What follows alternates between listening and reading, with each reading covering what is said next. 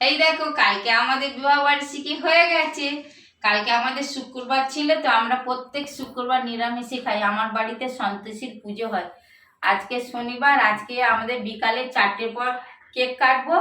আর আজকে খাওয়া দাওয়া করলাম, মানে হবে খাওয়া দাওয়া, সবাইকে বলবো বলে, কিন্তু গ্যাসের যা সমস্যা, বললে আমরা আবার খেতে পাবো না গ্যাসের জন্য। তাই সামান্য আয়োজন করে আমরা 4জন খাচ্ছি।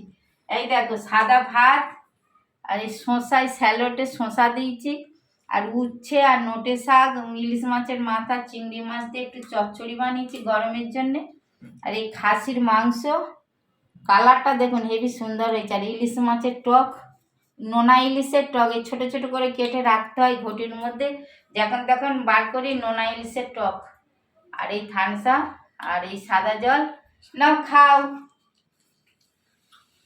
এই আমাদের মেনু।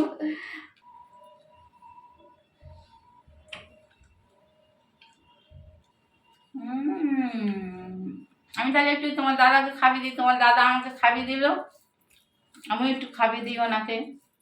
এই নাও।